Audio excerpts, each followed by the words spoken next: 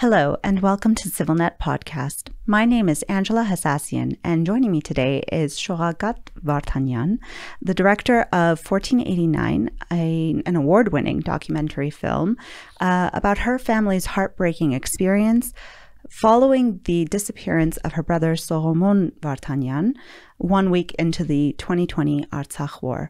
Thank you, Shoghakat, for joining me today. Thank you for having me, Angela. Sometimes it's the most difficult stories that are avoided, and those are the ones that really need to be told. I'd like to talk a little bit about how your film goes beyond the numbers and the statistics and really brings the human experiences of war to the forefront. And I thank you for that. What was that experience like for you? Yeah. It was a very hard experience because first of all, I never studied filmmaking, so it was hard to understand how to film, how to be a producer, how to be a cameraman and director. But at first, I was a daughter and sister who was going through this terrible experience, so I needed to do both things, to be a good daughter and to make a film. Mm-hmm. So it was very, very hard. The film was very up close and personal for me. You began chronicling your family's experience days after realizing that your brother had disappeared. And there are moments that are really, truly shocking. You're living through these horrors while at the same time having the state of mind to be able to capture it on video. What were you feeling during those times? How were you able to find a balance between documenting these really raw moments and living through them? I'm not sure I'm able to answer to that question. I think that I was able to film it because it was very important for me. I think it's not, I was very thankful for the text gave Itva jury. There's always the jury's reading text before giving prizes. And I think they wrote it like very, very right, but I understood it after hearing their text. The moment when they're saying that this was an act of love. And this love was not only towards my brother, but also towards everybody who was going through war, and also towards my parents. It can sound very strange because I'm filming my parents through their most difficult time of their life, but it was act of love towards them. And I think that this act of filming, this was also sacrifice, and maybe that's why other people who are watching it can feel the love behind it. I was feeling a lot of things, but like the most of it you can feel from watching the film. And there is also a lot which stayed behind the scenes, also footage, not only things what I felt, but I'm not sure I can tell everything what I felt. I think also it maybe the process of filmmaking, and I don't want to give my ideas as to what you were experiencing, but it could have also been a healing sort of experience as well, in the sense that it helps you to process maybe what it is that you're going through, or put a shield kind of to protect your heart too. I don't know. It felt very, very vulnerable, very raw, and very painful, both for what you were experiencing, what your parents were experiencing. The audience could definitely palpably feel that. And clearly your parents, they supported your project, as they allowed so many strangers to really observe what what they were going through in their most vulnerable time. How did you as a family come to that decision, to both record and then publicly make the film available? It went like that. I mean, I don't remember that we had that we sit together and talked about that. Now film is becoming ready and I'm going to screen it in front of the people. I don't remember that. I think because I was believing that it is very important to have this film, to make this film. They also was believing to that. And besides, my parents are artists, so they have their own vision on this as well. And besides, maybe as parents, they were looking to it as something which will keep their son's memory alive forever. And that's why I'm on the first screening, on the Armenian premiere from this stage, because I was very emotional. I couldn't say I couldn't finish my sentence right. But when I was saying that international professionals said that this film is the first film in international cinema history which shows the film from this side of family, and it is always going to stay in cinema history. And I hope it will help families who lost their sons during the war. And men said their son's memory through this film is going to stay alive forever. So I hope it will give them a bit calmness, peace. Yeah, a little bit of peace. And then as you were recording, did you have an audience in mind of who might be the audience for this film? No. Yeah, not at all. Okay. I think it might do not give you to make what you're making, actually, if you think about the audience. You're making it for yourself and first and foremost. Maybe not for yourself, but you're just into deep process of making. Because when I was making it, there wasn't this feeling of myself. Even when my body wasn't giving me to continue that, or my my emotions weren't giving me, I was continuing to do that. Then I was before sleep crying a lot by thinking that I will not be able to continue this work, and on next day I was continuing again. But the whole process, that's why I'm saying it's sacrifice, because you need to put yourself away and put your emotions away for something which is more important than your well-being.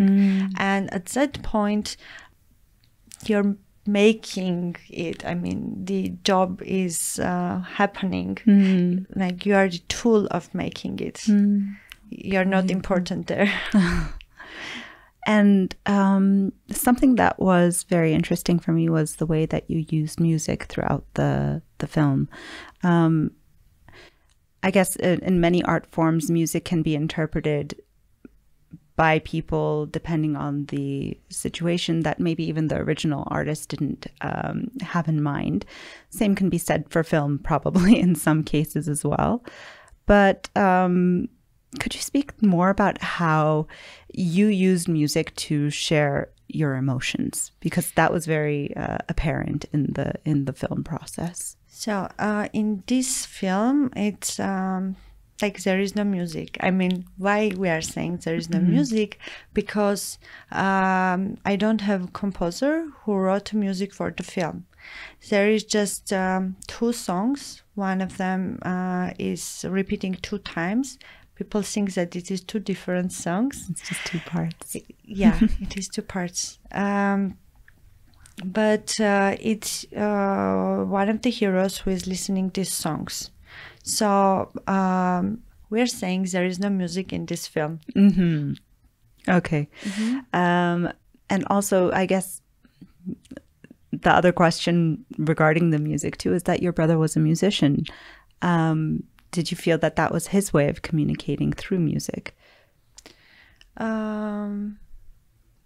Yes, yes, yes. He was a musician. It was a way of communicating, but it was also part of our communication because we were playing a lot together. As well.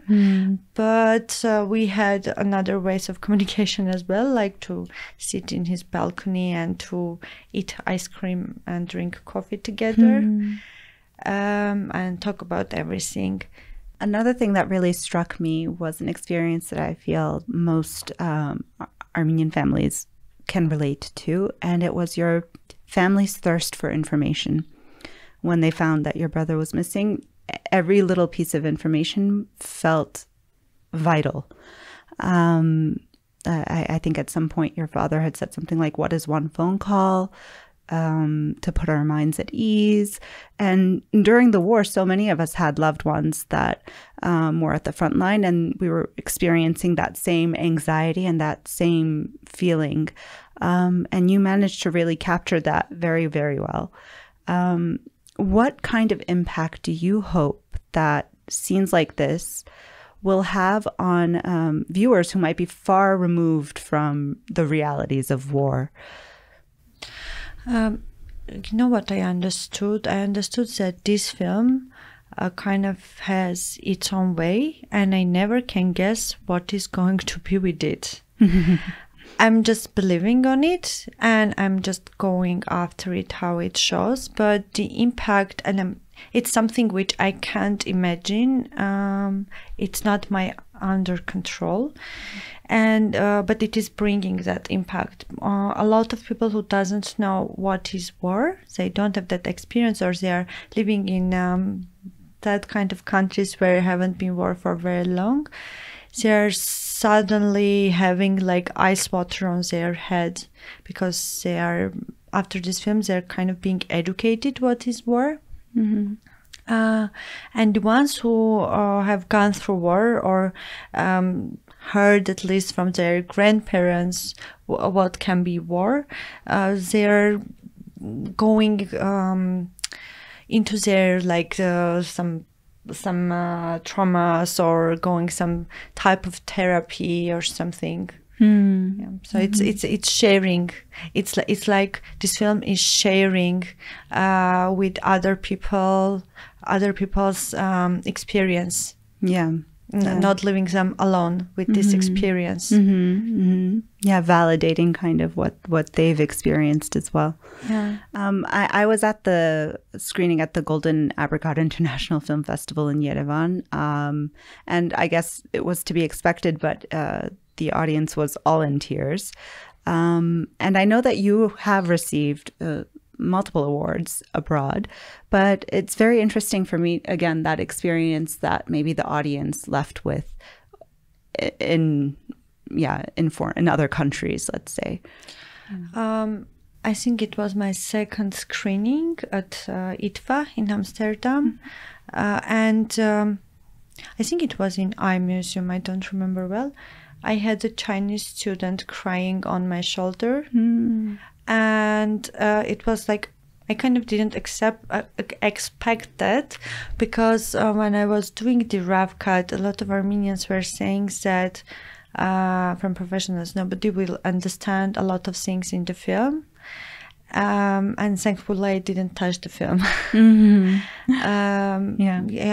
it doesn't matter from which countries they are, all of them understand. And this Chinese student, he told me, I told him that I'm kind of amazed that you, like, I asked him if there was some cultural differences which were not giving him to understand the film. And he said that this is universal story. And after that, I was calm. Yeah. And people are also crying there. There are some people because I watched film 2 times at ITFA. I didn't watch after that and then I watched it in Krakow because Armenian friends been there. I wanted to sit with them and watch it, and I wanted also to see how I'm looking now to this film. I saw that 2 persons went out from the hall, and I understood that sometimes it can be unbearable. and it can be also boring. Like not everybody need to like it or need to share that story. Yeah, it can be also boring maybe. Yeah, I mean, well, it's very subjective to each person. I can see that. I guess another question that I have is, what advice would you give to aspiring Armenian filmmakers? There is something which I learned because of my experience, and it is not only for filmmakers, but I think for everybody. I understood that whatever is happening with you, whatever you are feeling, you need to turn that everything to creation. Otherwise, you will start. Maybe you will go into deep depression, or you will kind of kill yourself little by little. Maybe, I don't know, you will lose your talent, you will lose your everything, you will lose your happiness. And I think that even world is kind of working in that way, that if everybody put of their all experience and feelings to a creation, maybe world would have been a happier place. But about the filmmakers, what I noticed by going from festival to festival, I understood that, which actually I understood being as a musician as well. But now I understand it about filmmakers, that Armenians are very talented and wise, but there is something which is bad with us. We are not believing in ourselves, and we are not trusting our strength. We are thinking that we can't do something alone, that we need somebody from abroad to have with us, to help us. And I have this kind of a feeling that this way of thinking is coming from workshops. Interesting. Yeah, because like, okay, industry is this kind of thing. There is a lot of different level of professionals, and they're just people who need to do their work and to get money. To make first of all, not everybody are making film, and second, you can't all the time make film, because especially documentary, because it's a torture. It's taking a lot of energy from you. And there is one thing that I want, especially younger people than me, remember, that when people are coming to do workshop or giving you classes, sometimes it's just a job for them, and not necessarily, even it is the famousest people of the industry, not necessarily the advices they are giving will be helpful or useful for your work. There's also this kind of thing that you're going to have a lot of trouble, especially if you are girls, even though in Armenian industry, most of the directors and producers are women. Yeah. But anyway, when you are especially starting woman director or producer, you are going to listen to feedbacks about like, oh, you're just a little girl and you don't know what to do and how to do. Like, give us, we will do it instead of you. Like, listen to us, we will do it instead of you. And it is these kind of things. Maybe Armenians will be more like straight, give you like straightly this kind of feedback. But it is more dangerous with people from abroad, because they are looking to Armenia as a small country which is not rich. Like, even though we are considered now as a second world country, for them we are yet third world country. I even don't know if there is much difference between second and third world country. And they are kind of talking from you from the highest point of them being Europeans, meaning they understand more than you, especially that they have the power of bringing you money. because like we understand that in cinema industry, most of the money for creating the film, not working the film, but the creating the film is coming from Europe to Armenia. So you need co-producers. Maybe they are not feeling that they are doing that. Actually, I'm sure that they are not feeling that they are doing that. So mostly people, when they are saying something or they are giving some advices, they want to help. They really want to help. They don't want to harm. Yeah. But sometimes it is turning to be harmful for especially for starting a director. So it kind of puts you in a mold. It doesn't let you express things the way that you want them to be expressed, you know. And that's what makes it unique, and that's what makes it different. I can see how that would be challenging. And also it places a seed of doubt in the creator that maybe they're not doing the right thing. Oh, these people are more experienced. They're from a more developed country. They know better than me. If you have that lack of self-belief and self-confidence, then that could really prevent the films from being created, prevent amazing films from being created. So, and I really understood, because it's not one time or second time thing which happened, but I'm looking to that. I'm seeing that already for years, and I understood that there is this kind of thing of which I'm calling, because it is really like that, colonialism in the industry, especially that Armenians have the trauma of having colonials on their head. So what is happening here is that somebody from abroad, doesn't matter, it will be Europe or I don't know, US or Russia, coming here, and we have the trauma of being colonized, and they having trauma to be colonizers, and these two traumas are meeting each other, and it can bring to what you said. The dynamic, the power dynamic between. So actually, mostly to which it can bring, I think it will be very less just somebody will stop making their own project.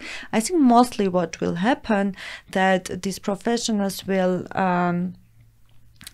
be able to convince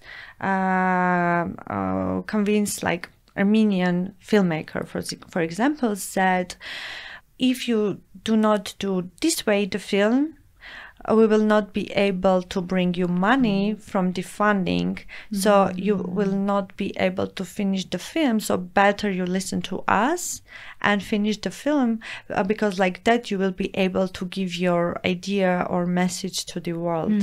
So what they are doing mostly, it's like they are looking to film as a product, which is normal, because on the end, film as a product, but here is huge difference in between you're looking to that as a product for sale, or product as an art product. Exactly. The most important thing here is to remember that everything which you're creating has their own audience. I mean, everything which you're creating finds its audience. So you just go after your gut, but at first you need to be sure that you have a good gut, and you need to be sure that it is really your gut, not something else. And the third one, you need to understand how to choose people who are really your people to work with. And was that something, so that's something that you ended up facing? Were you able to push back and say, no, this is what I want to do? And you proved them wrong, in a sense. All of the horrible advice that you probably received, you managed to prove them wrong. Yes, and I was I told, no, I'm not working with you, to a lot of European producers. Because for me, like when somebody who is especially older than me, because like we are kind of thinking that somebody is older than you, then they have wisdom, so you're automatically believing on on what they're saying. So when they were saying, after just one time watching the rough cut, calling on Zoom or by phone and telling like, you need to cut this and this and this, and then you need to go to film something, and you need to change the dramaturgy of the edit. And I was, first of all, I didn't like that act, because, come on, I'm thinking on that for how many times I watched the material I had. And like how many hours, like I'm thinking on that all the time, and you're just looking one time, telling me that. And when I'm asking you what is the problem there that need to be changed, you can't explain me, which means that you are not thinking you are not thinking in a way of art, but you are thinking what will be easy to sell. So I don't, me personally, there is in this way there is nothing bad, but me personally I don't like it. And I was saying them no. So anyway, making a film is very, very lonely and hard work. So there is no any way of doing it with party. Okay. Easily. So you're just choosing which way you want, and you need to trust yourself. Like, trust to yourself, Armenians, trust to your strength. Yeah, definitely something that I think that isn't just to the film industry. Yeah, that's definitely something that all different industries need to take that advice, basically, is to trust yourselves. Yeah, and like the another side of that is that doesn't matter from where people are coming. You stand with your pride that you're Armenians, that you have your culture, that the fact that Armenia went through so much difficulties in so many centuries, it's very sad, and it talked about bad things also about us, and also about geopolitics, but it also talks good things about us, that we were able to survive. So we need to stand with no understanding both sides, that we are not perfect, we're bad also and good, we have both, but we are standing with pride with somebody from another country, and we are standing strong on our ground and doing our work with calmness and integrity. What? Integrity. Yeah. You said yourself that your parents were artists, your brother is a musician, and you've kind of fell into the sphere of filmmaking, but you don't want to necessarily close yourself off just to filmmaking. Do you have any ideas of what new projects might lie in your future? No, not yet, because I'm doing with this film everything I'm doing alone, like distribution, production. I'm very tired and I don't have time to learn something new. I mean, I'm learning how to distribute, or I'm learning that kind of things, but I'm not learning right now anything about art. I'm not doing art right now. So I need some time, and this is also very necessary experience and knowledge. Because, as you maybe noticed, most of the artists are very, they don't understand very much from this kind of money and papers, document stuff. Yeah. Now I understand. So it's a good experience. Well, thank you, Shoghakat, very, very much for your openness, for sharing such an intimate and difficult part of your life with the world through film. it's truly courageous work, truly. And thank you for speaking with us today as well. Thank you too, dear Angela.